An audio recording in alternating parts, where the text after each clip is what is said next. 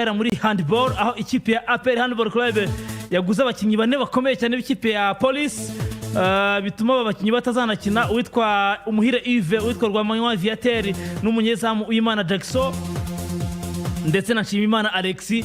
Aba bose bamaze kuva mu ikipe ya Police berekeza mu ikipe ya APR kandi bari bagifite imikino yo bagombaga gukina ya playoff. Murabizi bagomba gutanguranwa imikino ibiri, ikipe ya Police iri imbere n'imikino ibiri. Abo bakinnyi biravuga ko batazakina imikino yindi sigaye, cyaba ari igihombo kuri Police, ariko Police irasabwa gutsinda umukino gusa igahita yikomereza gahunda zayo igahita twara igikombe bidasubirwaho. Reka nerekeze muri marathon. Umunyarwandakazi niyo Nguru Florence yekanye umudari wa zahabu buri half marathon y'abagore nyuma yo gukoresha isaha 1 n'iminota 13 n'amasegonda 57 ku ntera y'ibirometero 21 ndetse na metero 900.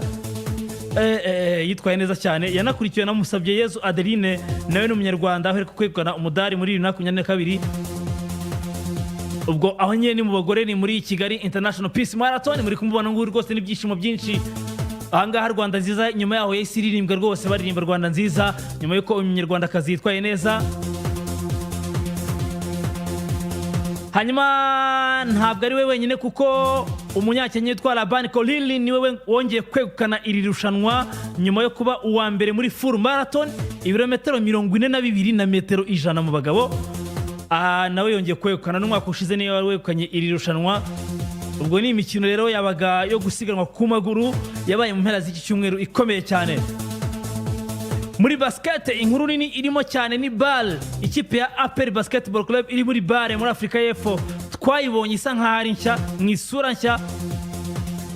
Ni ikipe yakubise Petro Atletico de Rwanda amanota 75 kuri 57 bitunguranye. Nta muntu wahaga amahirwe ikipe ya APR ko yakwitwara neza kuriya.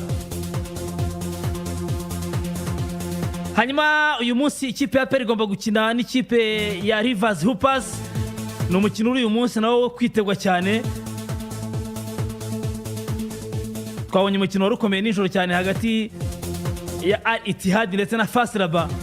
Ni match yari ikomeye ariko byarangiye ikipe Al Ittihad yo mu Misiri ibashije gukomeza. Ubwo ni uyu munsi kadutegereze turebe ni imikino ikomeye rero.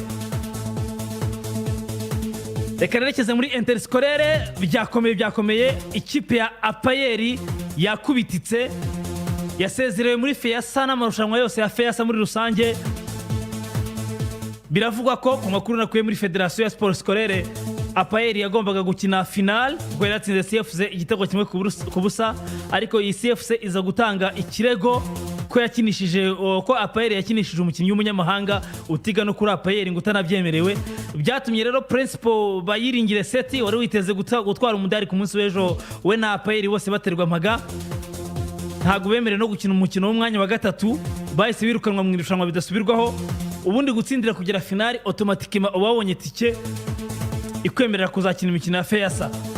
Gusa amakuru nkuru mu muri APR nuko ngo umuntu bazanye ngo ni umutoza w'abanyezamu bashyize kuri bande touche ngo bumva ntacyo bitwaye ngo barabarega Federation nyine yanga ko bakina finali ngo nabo barivumbura banga gukina umwanya wa gatatu. APR mu bakobwa ntago izakina umwanya wa gatatu, ntago izasohokera u Rwanda muri FEASA. Ubwo azagenda amakipe yandi yaba ayandi nyine yandi yose yasigaye ukuyemo APR. Hanyuma mu bagabo ho birumvikana byari bikomeye cyane. Ikipe ya APR Gunga yongeye gutwara iki gikombe itsinze CGFK ibitego 2 ku busa, ariko n'ubundi zizasohokana. Ubwo coach Zubeda n'abasore be ntago byakunze batsinzwe na APR Gunga ibitego 2 ku busa. APR Gunga itwara iki gikombe ubwo naho muri FEASA izabera muri Kenya. Champion y'abari munsi y'imyaka 20 yakomezaga amakipe ane azakina kimwe cya kabiri yarayamenyekanye. Byari bikomeye cyane iyi weekend. Igorogota Sunrise yahabambiwe ari kuri stade yayo yari yakiriye ikipe ya Marine itsinda igitego kimwe ku busa. Ahamaye amashu muri kureba nayo Shyorongi nayo tujye kwifasha ko niyo nyine twashoboye kubona. Hanyuma iwacu Bugesera ngo nta kipe izahava cyane iyitwa Rayon Sport. Rayon Sport yahatsindiwe 5-1 nako yanyagiriwe 5 kuba ko yatsindiwe 5 suko byabihagije yanyagiriwe 5-1. Ariko na Rayon Sport yakomeje nka best rudaza kuko yatsinze umukino ubanza. Hanyuma mu misozi myiza cyane ya Shyorongi kuri stade Ikirenga byari moto hagati y'amakipe abiri aho rahanganye, ariko hakaba imwe ishobora indi ari Gasogi n'ikipe ya Kiyovu zagombaga gukina umukino wo kwishyura umukino ubanza byari 1-1. Witwa Niyongabo Jideo ku munota 31 kuri assist nziza ya Kabano Cedric anyeganyeza inshundura igitego cya mbere cya Gasogi.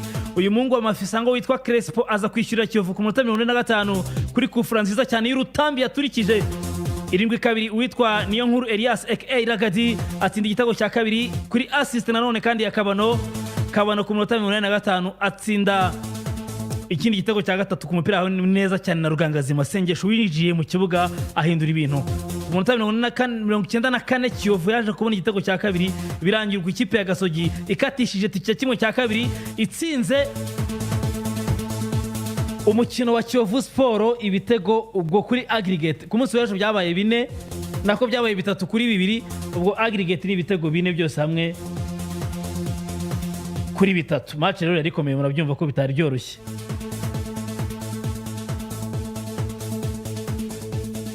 Hanyuma rero umuyobozi w'ikipe ya Gasogi ni Kensi yatangaje ibintu byinshi cyane turaza kubigarukaho mu kiganiro cyacu saa 6 kugera saa 8, ariko yavuze ko mbe na mbere Kiyovu Sport igomba kwiyakira kwa iherereye hose yo na Gasogi United. Aba bazahurira haba mu bana haba mu bakuru haba mu basaza haba muri gicuti Kiyovu igomba kujya ibirya. Iyi ni kufura y'uwitwa Crespo umuhungu wa nyakwigendera Mafisango yateye nziza cyane. Yanavuze kandi anasaba Ferwafa ko yakora kushoye kose igaha agaciro iyi mikino, haba kuza kuyireba abatoza kuza kuyireba ariko no kuyiha abasifuzi bari kuri calibre kubera ko ahigeze birakomeye cyane. Yongera kwibutsa abantu ko iki gikombe ikipe ya Gasogi ari igifite kandi kwigomba kugisubirana byanze bikunze igikombe kigasanga ikindi. Yaba Kensi yaba Minani Hemedi wavuze ku ruhande rwa Kiyovu Sport, yaba ndetse n'umufana rwose witwa Kavantara nawe wavuze. Aba bose turaza kumva saa 6 kugera saa 8 mu kiganiro cyacu ku buryo burambuye, aho tuza kuba tuganira twisanzuye. Imikino rero igomba gukomeza muri kimwe cya kabiri. Ikipe ya Gasogi United igomba gukina n'ikipe ya Rayon Sport. Umukino wa mbere y'ikipe ya Gasogi ni izawakira Gasogi Rayon Sport muri kimwe cya kabiri. Hanyuma ikipe ya Bugesera Football Club izakina n'ikipe ya Marine. Bugesera izatangira yakira umukino ubanza wo kwishyura uzabere Rubavu. Aya makipe abiri azarokoka akabasha gukomeza azahurira ku mukino wa nyuma. Hanyuma tumenye ikipe itwaye igikombe muri shampiyona buri munsi y'imyaka 20. Reka nerekeze mu makuru ya transfer. Mu makuru ya transferi birumvikana hari ibiba byabaye officiel, hari amakuru abakivugwa, ariko ubu amakuru cyane cyane hari aravuga mu makipe abiri azasohokera u Rwanda muri CAF Champions League ariyo APR ndetse na CAF Confederations Cup ariyo Rayon Sport. Bidasubirwaho umukinnyi wa mbere mu buryo buri officiel myugariro y'umusore witwa Musore Prince Michel ku myaka ya 27 yakiniraga ikipe ya Vitaro, yasinye amasezerano y'imyaka 2 mu ikipe ya Rayon Sport. Muramubona mu myambaro myiza cyane y'ikipe ya Rayon Sport y'ubururu, yiyogoshesheje rwose yakubiseho n'akantu k'agapenke hariya, yaconze ubwanwa neza cyane avuga ati kanzenge muri Murera mwereke kuntu nconga gatatu iteye ubwoba. Musoni Prince rero uyu nguyu ni umukinnyi uje gusimbura Bugingo Hakim ushobora utazakomezanya n'ikipe ya Rayon Sport. Nyuma ya Musoni Prince araza kwiyongeraho witwa Rushema Chris myugariro wa Mukura Victor Sport. Uyu yahoze muri Marine murabizi, yari muri Mukura Victor Sport. Mutoza Rofite ravuze ati uyu nguyu ndamushaka ndamukeneye kugira ngo mwongere mu bandi aza kudufasha mu bwugarizi. Aimable murabizi ko ari mu batazakomeza. Ikipe ya Rayon Sport yafashe gahunda yo kubanza kwiyubaka mu buryo bwiza imbere muri shampiyona, ibanza igire beza b'imbere bakinaga hano imbere muri shampiyona, abandi twagiye tubagaruka ntabwo twibuka tubasubiramo. Hanyuma nyuma yaho ijye ku ruhando mpuzamahanga itangira imanure abakinnyi bakomeye izifashisha bikomeye cyane mu mikino noneho mpuzamahanga. Birumvikana n'abakinnyi bazaba baturutse hanze y'u Rwanda, ariko irashaka kubanza kuba nziza imbere mu gihugu igakoresha bisanzwe izi, hanyuma abandi bakomeye baturuka hanze bakazagenda biyongeramo nyuma. Muhire Keve byagiye bivuga ko ashaka kwerekeza mu ikipe ya PRFC. Ku munsi w'ejo naganiraga n'umuntu wo muri Jamus FC ambwira ko bari bariho bumvikana. Ikipe ya Jamus FC ni isigaye ikinamo Maripangu. Jean Pierre Ushize yari nabitubashije, ikipe ya Maripangu yatwaye igikombe cya shampiyona cyo muri Sudani y'Epfo. Iyi Jamus FC rero yamaze kuvugana na Muhire Keve, ariko hari bitaragenda neza. Bari kumuha 660 by'idolari nka recruitment, bakamuha umushahara w'ibihumbi 4, ariko yavuze ko ashaka 5 by'idolari na 80 ya recruitment ibi akabona kwemera ko yakomezanya n'ikipe ya Jamus. So biracyaraho rero, birashoboka ko yayijyamo cyangwa se ntanayijyemo, byose biracyari 50-50. Ariko kurikije ibiganiro bigeze, Jamus byiri gutanga nibyo Kevin Muhira ari kwifuza byenda kuba kimwe. Ntabwo bitandukanye cyane, bishobora kurangira yisanzeyo, ariko byanapfa ku munota wa nyuma, burya abakinnyi bafite amadiro menshi. Bugingo Hakimu ni myugariro w'ibumoso wakinaga mu ikipe ya Rayon Spor. Muri iyi weekend havuzwe amakuru menshi ko yerekeje mu ikipe ya APR FC, ikaba nguri kumuha miliyoni 20, ariko we yifuza 25. Uyu nguyu Bugingo Hakimu ntabwo arasinyira ikipe ya APR. Bugingo Hakimu ntabwo arajya mu biro by'ikipe ya APR. Bugingo Hakimu ntabwo yayumvikana n'ikipe ya APR. Nibyo ibiganiro birahari, birateganyijwe, ariko ntabwo biraba. Abigeze kumuhamagaraho bamuganiriza, babishinzwe kugira bumva uko bimeze, ariko Hakimu Bugingo ntabwo aragirana ibiganiro na APR ngo bumvikane kuri ibyo byose. Aracyari umukinnyi uri free, iyo APR yamutwara n'indi yari yose yamutwara. Aho bisa nk'ibyarangiye ni Iraguha Haji, byose barumvikanye. Ibisigaye nuko APR murabizi ko igera gutya yamara gusinyisha abakinnyi bayo ikaberekana ku mugaragaro bose ko byakagenze. Nuko bimeze rero kuri Bugingo Hakimu, oya ntabwo biraba. Iraguha Haji byararangiye. Hanyuma muri APR FC bagiye muri polisi, bafatamo undi mukinnyi witwa, yaramaze igihe gito cyane rwose, nako amaze igihe kinini muri polisi, yarigaragaje muri mwaka w'imikino Pacifique Ngabonziza, yakiniraga polisi. Ubu n'umukinnyi w'ikipe ya APR nawe arimo arareba ukuntu byagenda. Siwe wenyine ikipe ya APR yifuza, ndetse ishobora kuba yaganirije, yanatangiye ibiganiro ku ikubitiro n'umukinnyi ukomeye cyane, iri gutanga nko miliyoni zigera kuri 80. Ibyo amafaranga simbitinda, ariko yabaye umukinnyi mwiza muri Rwanda Premier League, ari no mu ikipe ya 11 beza mu ikipe ya polisi yitwa Henry Musanga. Polisi irashaka miliyoni ngo zisaga 100 ikabona kumurekura. Ni umwaka wa mbere yarakinnye muri polisi, ariko navuga ko yitwaye neza, aza no mu ikipe ya 11 beza. Urabizi ko bari muri Mukuru bose bazajya muri Rayon, ndabona bari muri polisi nabo bari bujye muri APR.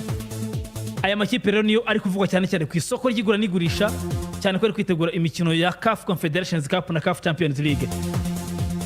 Hanyuma ni transfer nyinshi zirahari, nkizita ibihuha kubera bitararangira, burya ikipe itaragira ibintu official bishobora no guhinduka ku munota wa nyuma. Niyo mpamvu kubitindamo cyane nta nicyo bimaze. Gusa nakubwira ko amakipe yemerewe gusinyisha abakinnyi guhera ku munsi ku itariki 15 z'ukwa karindwi, nibwo amakipe azabemerewe no kwandikisha abakinnyi muri TMS.